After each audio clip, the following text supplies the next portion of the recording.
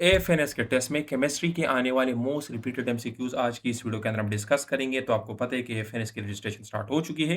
तो सबसे पहला क्वेश्चन हमारा क्या है कि which alkyl halide undergoes SN1 reaction most easily. आपको पता है अल्काइल हैलाइड की एक प्रॉपर्टी है सब्स्टिट्यूशन रिएक्शन। ये सबसे पहले आपने याद रखना है। अल्काइल हैलाइड के अंदर कौन सा रिएक्शन होता है? Substitution reaction. अभी इसमें आपके पास दो तरह के सब्स्टिट्यूशन रिएक्शन होते हैं, एक होता है SN1, एक होता है SN2। अभी SN1 रिएक्शन कौन से अल्काइल हैलाइड्स के अंदर जल्दी होगा? तो देखिए डियर स्टूडेंट, आपने याद रखना है टर्शरी अल्काइल हैलाइड्स के अंदर आपके पास हो SN1 रिएक्शन जल्दी होगा। तो इसमें से टर्शरी अल्काइल हैलाइड कौन सा है? ये डी नंबर पे टर्शरी अल्काइल हैलाइड है।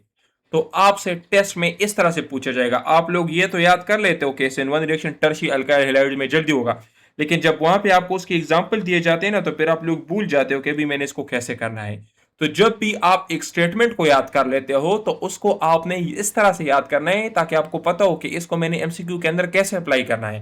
जिस तरह यहाँ पर SN1 रिएक्शन और मे भी बहुत सारे लोगों को ये याद हो कि टर्शरी अल्काइल हैलाइड, लेकिन यहाँ पर उसकी एग्जांपल दी गई है। तो आपने इसमें से देखना है कि टर्शरी कौन सा है। ठीक है।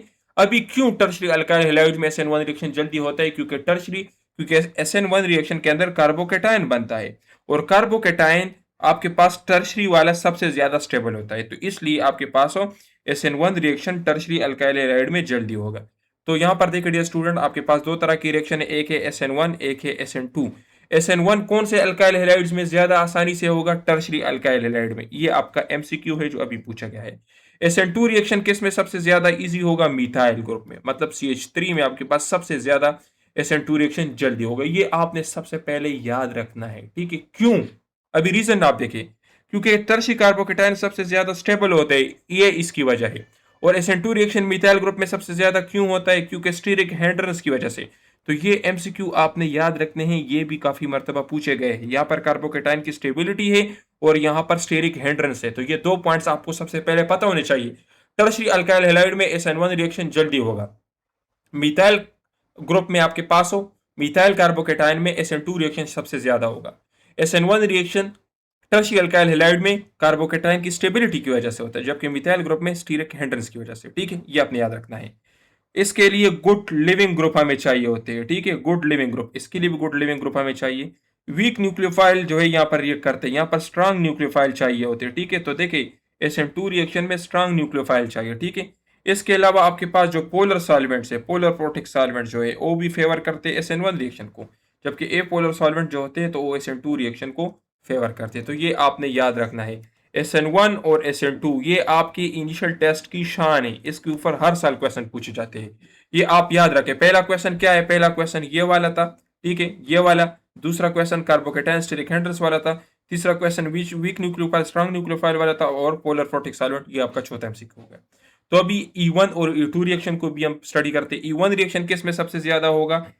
टर्शरी कार्बोकेटायन में। ठीक है, क्यों? कार्बोकेटायन की स्टेबिलिटी की वजह से। E2 रिएक्शन भी टर्शरी में सबसे ज्यादा होगा। क्यों? क्योंकि ट्रांजिशन स्टेट की स्टेबिलिटी के ऊपर ये डिपेंड करता है। ट्रांजिशन स्टेट इसके अंदर ज्यादा स्टेबल होता है। ठीक है। अब यहाँ पर अगर हम देखें तो good living group needed, good living group needed. Week basis इसके लिए चाहिए होती है E1 के लिए, और इसके लिए स्ट्रांग बेसिस चाहिए। ठीक है। इसी तरीके से पोलर सॉल्वेंट आपके पास E1 को फेवर करता है, ए पोलर सॉल्वेंट आपके पास E2 को फेवर करता है। तो ये बातें आपने याद रखनी। SN1, SN2, E1 and E2 ये आपने याद रखने हैं। ठीक है। अच्छा, अभी यहाँ पर देखिए सबसे ज्यादा कौन सा कार्बोकेटायन स्टेबल है? टर्शरी, फिर सेकेंडरी, फिर प्राइमरी, फिर मिथाइल। ये वाला ऑर्डर काफी मर्तबा पूछा गया, आपको एग्जाम्पल दे के पूछा जाएगा। Let's suppose tertiary carbocation example दी होगी, सेकेंडरी, प्राइमरी, मिथाइल, आपसे पूछा जाएगा कि कौन सबसे ज्यादा स्टेबल है। तो फिर वहां पर आपने ना एग्जाम्पल देख के बताना होता है। ठीक है, ये आपका पहला एमसीक्यू हो गया। SN1 रिएक्शन 2 स्टेप्स में होता है। ठीक है। इसी तरीके से SN1 अल्काइल हैलाइड की कंसंट्रेशन के ऊपर भी डिपेंड करता है। इसके अलावा पोलर सॉल्वेंट जो है SN1 रिएक्शन को फेवर करते हैं, और कार्बोकेटायन की अरेंजमेंट आपको मैंने यहाँ पे बता दी है। ठीक है। अभी देखिए SN1 रिएक्शन में 50% रिटेंशन होता है। ठीक है, 50% रिटेंशन होती है, और 50% चेंज इन कन्फिगुरेशन होती है। ठीक है, चेंज इन कन्फिगुरेशन। ठीक है, जबकि SN2 में 100% रिटेंशन होती है। ठीक है, 100% रिटेंशन। तो ये बात आपने याद रखना है, ये एमसीक्यू काफी मरतबा पूछे गए हैं। SN1 में 50% रिटेंशन होगी, 50% चेंज इन कन्फिगुरेशन होगी। SN2 में 100% रिटेंशन होगी। ठीक है, ये बात आपने याद रखनी है। ये भी एमसीक्यू लास्ट टाइम पूछे गए थे। ठीक है। अच्छा, नेक्स्ट आपके पास क्या है कि बेंजीन जो है क्यों सब्स्टिट्यूशन रिएक्शन को फेवर करता है इंस्टीड ऑफ एडिशन रिएक्शन? आपको पता है अल्कीन्स के अंदर आपके पास जो आपके एडिशन रिएक्शन होते हैं, लेकिन बेंजीन के अंदर सब्स्टिट्यूशन रिएक्शन है। क्यों? क्योंकि एडिशन रिएक्शन अगर आप करोगे तो इसकी जो एरोमेटिक की स्टेबिलिटी है, एरोमेटिक रिंग की, और डिस्टर्ब हो जाएगी और डिस्ट्रॉय हो जाएगी। ठीक है, इसके अंदर 5 इलेक्ट्रॉन्स होते हैं, उन 5 इलेक्ट्रॉन की वजह से ये काफ़ी ज़्यादा डीस्टेबलाइज इलेक्ट्रॉन होते हैं, डीलोकलाइज इलेक्ट्रॉन, इसकी वजह से ये काफ़ी ज़्यादा स्टेबल होता है।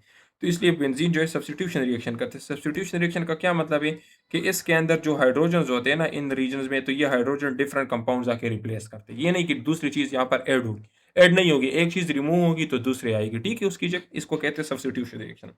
अब यहाँ पर देखिए डियर स्टूडेंट, बेंजीन के अंदर नाइट्रेशन भी होती है, हेलोजिनेशन भी होती है। नाइट्रेशन के साथ क्या प्रोडक्ट बनेगा, ये एमसीक्यू लास्ट टाइम पूछा गया था। ठीक है, अच्छा, सल्फोनेशन भी होती है, फेडरल क्राफ्ट रिएक्शन भी होती है। ये एमसीक्यू भी काफ़ी मरतबा पूछा गया, फेडरल क्राफ्ट रिएक्शन आप याद कर ले। ठीक है, इसी तरीके से इसके अंदर डी लोकलाइज 5 इलेक्ट्रॉन्स होते हैं। और तो अगर आपसे पूछा जाए कि बेंजीन की स्टेबिलिटी किसकी वजह से, तो डी लोकलाइज 5 इलेक्ट्रॉन्स की वजह से। ठीक है, बेंजीन एरोमेटिक कंपाउंड है। ठीक है, इसके अलावा इलेक्ट्रोफिलिक सब्स्टिट्यूशन इसके अंदर होती है, और एडिशन रिएक्शन अल्कीन्स में होती है। ठीक है, तो ये क्वेश्चन आपसे काफ़ी मरतबा पूछे जा सकते हैं इनिशियल टेस्ट में। ठीक है, अच्छा, यहाँ पर आपको एक रिएक्शन दिया गया है N2 + 3H2 = 2NH3। यहाँ पर आपको बताया गया है कि अगर आप मोर अमोनिया इस इक्विलिब्रियम को ऐड करेंगे, ये आपके पास इक्विलिब्रियम में है, ये आपको नजर आ रहा है।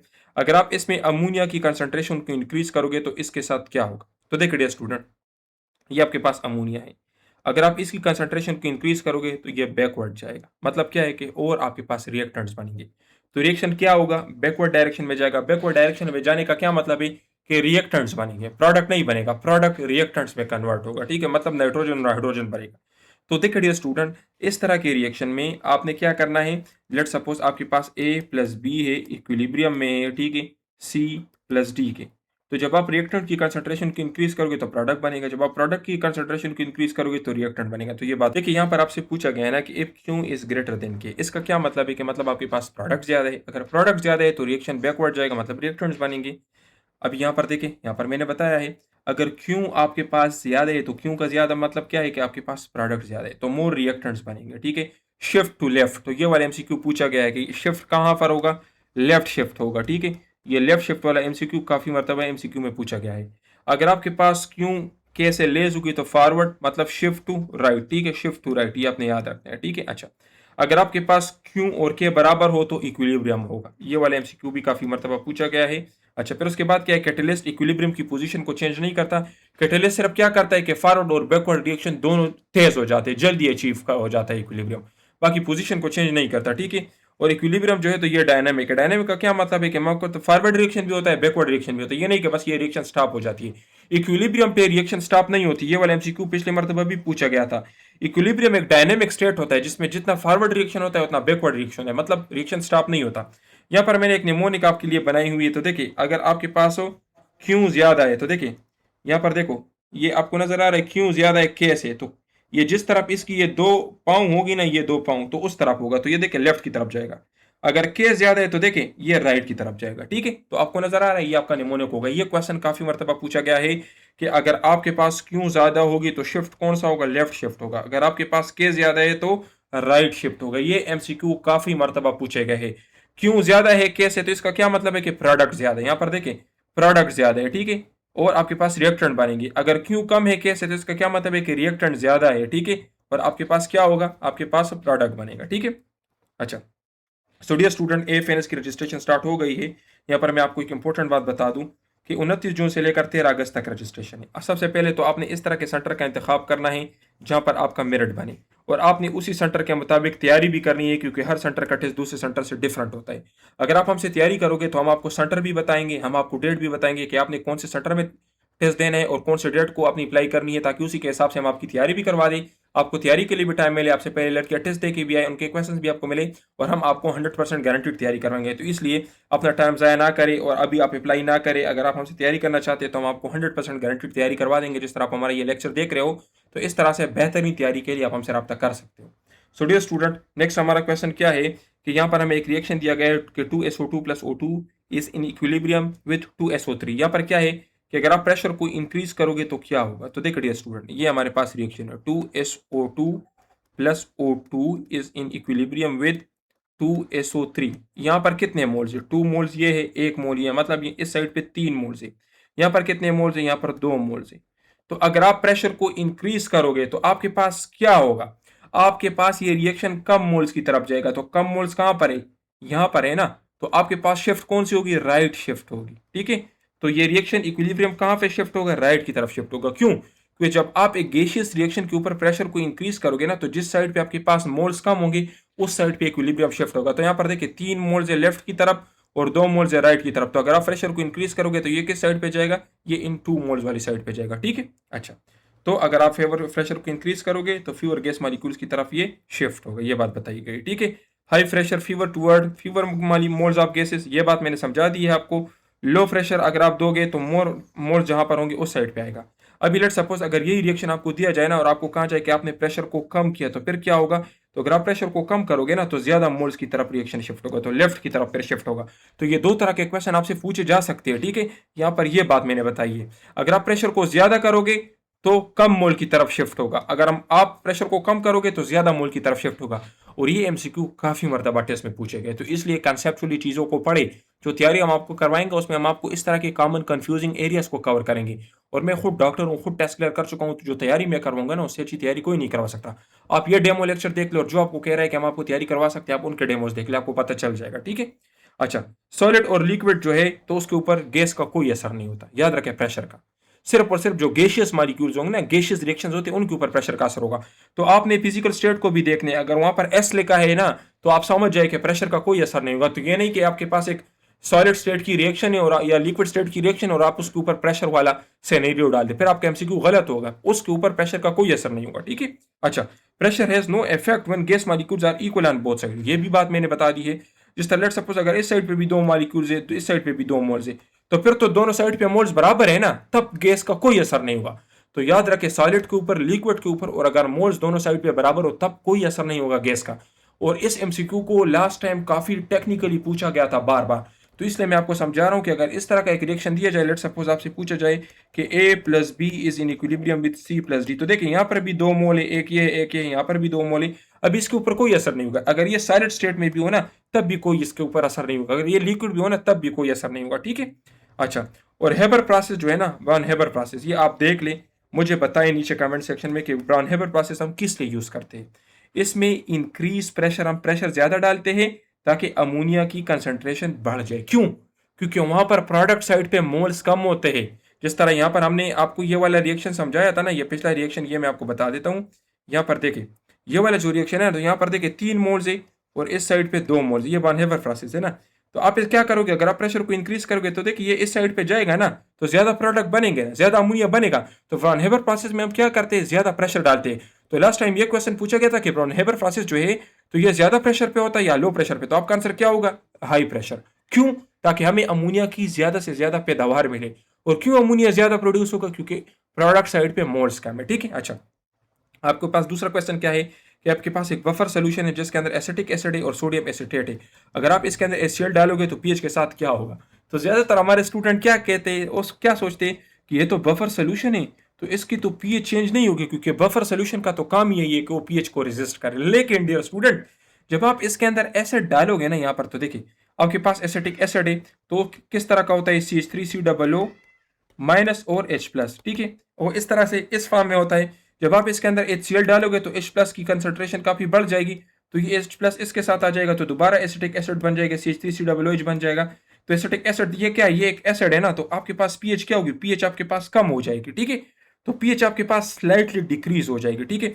ज्यादातर स्टूडेंट क्या कहते हैं कि पीएच तो बफर बिकम्स न्यूट्रल इमीडिएटली, ये तो बफर सोल्यूशन है तो आपके पास क्या होगा, ये न्यूट्रल रहेगा, लेकिन न्यूट्रल नहीं रहेगा, पीएच के अंदर चेंज आएगा। क्यों, क्योंकि इसके अंदर कॉमन आयन इफेक्ट्स वाला सीन भी चलेगा, ये आपके पास प्रेसिपिटेट होता जाएगा, ठीक है। अच्छा, तो ये बात आपके पास बताई गई, ठीक है। तो पीएच डिक्रीजेस स्लाइटली। अच्छा, buffer resist change in pH, it does not stop pH change completely, ठीक है, सिर्फ रेजिस्ट करता है, ये नहीं कि कंप्लीटली स्टॉप करता है। एसिडिक बफर कौन सा होता है, जो वीक एसिड और इट्स साल्ट से बने, इसके ऊपर एमसीक्यू आपको दिए जा सकते हैं। कोई वीक एसिड दिया गया होगा और उसके साल्ट और आपको बताया जाएगा कि ये एसिडिक बफर है या बेसिक बफर है। बेसिक बफर कौन सा होगा, जो कि वीक बेस और इट्स साल्ट से बने। एसिटिक एसिड और सोडियम एसिटेट क्या है, ये एक एसिडिक बफर है, ठीक है, क्योंकि इसके अंदर एसिड क्या है, वीक है।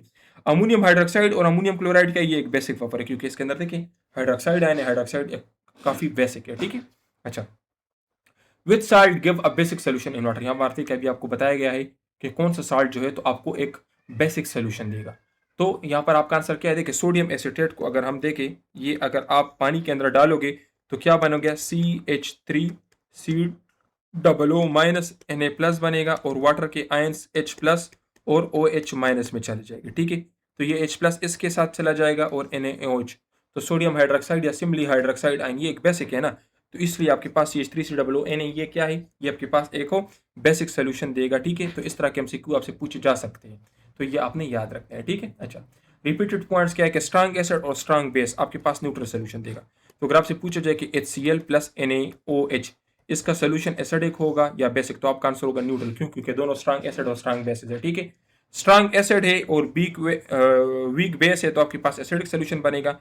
वीक एसिड है और बेस स्ट्रांग है, बेसिक सोल्यूशन बनेगा। NH4Cl क्या है? एसिडिक सोल्यूशन देगा, क्योंकि इसके अंदर एक HCl बनेगा। इसी तरीके से NaCl आपके पास न्यूट्रल सोल्यूशन देगा, ठीक है। क्यों? क्योंकि NaOH और HCl बन जाएगा, ठीक है। NaCl को आप पानी में डालोगे तो HCl प्लस NaOH बन जाएगा, तो आपके पास सोल्यूशन क्या होगा? न्यूट्रल होगा। A solution contain Ag plus ion and Cl minus ion. अब जब आप AgCl डालोगे तो क्या होगा? ये बात बताई गई है, ठीक है।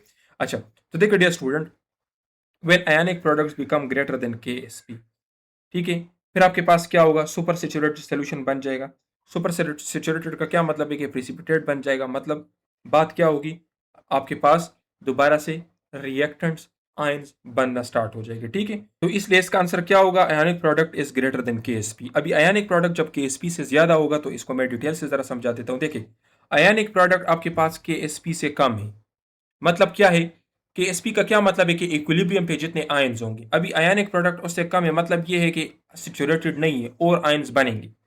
अगर आयनिक प्रोडक्ट KSP के बराबर है तो मतलब इक्विलिब्रियम पे जितने आयंस होंगे, अभी आयनिक प्रोडक्ट भी उतना है, तो मतलब ये है कि ये सैचुरेटेड सॉल्यूशन है। अभी आयनिक प्रोडक्ट को आपने और भी ज्यादा किया, मतलब इक्विलिब्रियम के ऊपर लेट सपोज अगर इतने आयंस है और अभी आपके पास इतने हैं, तो मतलब ये कि काफी ज्यादा सैचुरेट हो गया है, ठीक है। तो ये बात यहाँ पे बताई गई है। जब आपके पास आयनिक प्रोडक्ट KSP से ज्यादा होगा तो ये सुपर सैचुरेटेड सोल्यूशन होगा और तब आपके पास प्रेसिपिटेशन होगी। और कॉमन आयन क्या करता है? कॉमन आयन सॉल्युबिलिटी को डिक्रीज करता है, ये बात आपने याद रखनी है।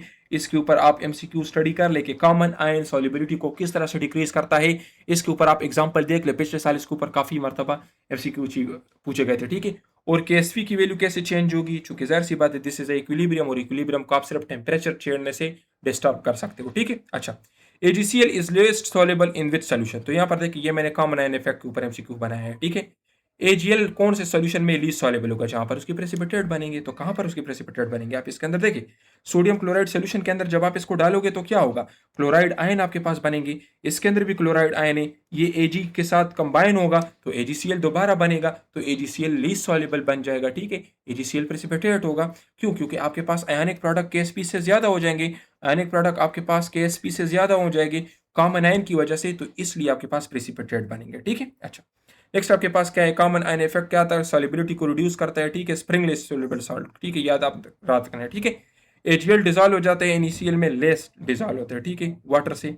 और कॉमन आयन आप डालोगे तो लेफ्ट की तरफ शिफ्ट होगा। लेफ्ट की तरफ शिफ्ट का क्या मतलब है? रिएक्टेंट की तरफ जाएगा, AgCl की तरफ जाएगा, और Ag+ और Cl- की कंसंट्रेशन कम होती जाएगी। Ag+ और Cl- डिजॉल्व फॉर्म है ना, और ये अनडिजॉल्व फॉर्म है, ठीक है। अच्छा, और ये लिचेटलियर प्रिंसिपल के ऊपर काम करते हैं। लिचेटलियर प्रिंसिपल को स्टडी कर ले अच्छी तरीके से, इसके ऊपर काफी सारे MCQ पूछे गए। हर टेस्ट में ना Le Chatelier principle, SN1, SN2, E1, E2, chemical kinetics, chemical equilibrium, इसके ऊपर MCQ पूछे जाते हैं, ठीक है। और आपके पास KSP जो है कांस्टेंट टेम्परेचर पे कांस्टेंट रहेगा, मतलब ये है कि अगर आप टेम्परेचर को चेंज करोगे तभी आपके पास चेंज होगा। आपके पास डेनियल सेल है, जिंक कनेक्टेड है कॉपर के साथ, तो इलेक्ट्रॉन की डायरेक्शन क्या होगी? इलेक्ट्रॉन आपके पास कहां पर जाएंगे? जिंक से कॉपर की तरफ जाएंगे। क्यों? क्योंकि जिंक आपके पास इलेक्ट्रॉन को लॉस करता है, वहां पर ऑक्सीडेशन होती है, कॉपर के अंदर रिडक्शन होती है, इलेक्ट्रॉन को गेन करता है, इसलिए इलेक्ट्रॉन फ्लो होते हैं जिंक से कॉपर की तरफ। अब यहाँ पर देखिए और एडिशन पॉइंट्स क्या है? एनोड के ऊपर ऑक्सीडेशन होती है, ठीक है। अच्छा, कैथोड के ऊपर रिडक्शन होती है। अब याद रखना है इलेक्ट्रॉन कहाँ पे मूव करते हैं? एनोड से कैथोड की तरफ। लेकिन गैल्वेनिक सेल में एनोड आपके पास क्या होता है? नेगेटिव होता है। बाकी कहाँ पे बाकी पॉजिटिव होता है, सिर्फ गैल्वेनिक सेल में ये नेगेटिव होता है। साल्ट ब्रिज का फंक्शन क्या है? ये MCQ काफी मरतबा पूछा गया था। ये सिर्फ आयंस की मूवमेंट करता है, याद रखे, याद रखे। ये MCQ में बड़ा बड़ा लिख देता हूं, ये काफी मरतबा पूछा गया है। साल्ट ब्रिज इलेक्ट्रॉन की मूवमेंट नहीं करता, ये सिर्फ आयंस की मूवमेंट करता है ताकि इलेक्ट्रिकल न्यूट्रलिटी मेंटेन रहे। ये वर्ड आप अपने साथ लिख ले, इलेक्ट्रिकल न्यूट्रलिटी। साल्ट ब्रिज का काम क्या है? इलेक्ट्रिकल न्यूट्रलिटी को मेंटेन करना। और ये क्या करता है? ये आयंस की मूवमेंट करता है, इलेक्ट्रॉन्स की नहीं। तो ये क्वेश्चन लास्ट टाइम काफी मरतबा पूछा गया है कि ये आयंस की मूवमेंट करता है, इलेक्ट्रॉन्स की मूवमेंट करता है। तो ये आपने याद रखना है कि ये सिर्फ और सिर्फ आयंस की मूवमेंट करता है, ताकि दोनों प्लेसेस पर एनोड और कैथोड पे इलेक्ट्रिकल न्यूट्रलिटी मेंटेन रहे, मतलब जितनी पॉजिटिव चार्ज एक साइड पे हो उतनी नेगेटिव चार्ज दूसरे साइड पे हो। ठीक है। अच्छा, स्ट्रांगेस्ट रिड्यूसिंग एजेंट कौन सा है? तो यहाँ पर जिंक सबसे स्ट्रांगेस्ट रिड्यूसिंग एजेंट है। ठीक है। स्ट्रांगेस्ट रिड्यूसिंग एजेंट का क्या मतलब है? जो इलेक्ट्रॉन को जल्दी लॉस करता है, जो इलेक्ट्रॉन को जल्दी लॉस करेगा, ऑक्सीडाइज जल्दी होगा, और ये बाकी कंपाउंड्स को, ये बाकी सबको रिप्लेस भी कर सकते हैं। ठीक है, ये बाकी सबको रिप्लेस भी कर सकते हैं। ठीक, क्यों? क्योंकि इसका रिडक्शन पोटेंशियल सबसे ज्यादा नेगेटिव है। ठीक है। अभी देखिए, स्ट्रॉन्गर ऑक्सीडाइजिंग एजेंट कौन से होते हैं? जो इलेक्ट्रॉन को जल्दी लॉस करते हैं। तो जिंक का रिडक्शन पोटेंशियल सबसे ज्यादा नेगेटिव है। ठीक है। और ये काफर और बाकी कंपाउंड्स को डिस्प्लेस भी करता है। तो हम क्या करते हैं, अगर आपने काफर को किसी कंपाउंड से उठाना हो ना, काफर का मिक्सचर है, तो आप उसके अंदर जिंक डालें, काफर आपके पास स्प्रेड होता जाएगा। ठीक है, इसलिए हम करते हैं। तो गोल्ड और सिल्वर जो है, तो ये लीस्ट रिएक्टिव कंपाउंड्स है। ठीक है। अच्छा, what is why is the first ionization energy of oxygen lower than nitrogen? Oxygen की पहली आयनाइजेशन एनर्जी क्यों लोअर है? क्योंकि ऑक्सीजन के साथ पेयर्ड इलेक्ट्रॉन्स है पी ऑर्बिटल के अंदर। ठीक है।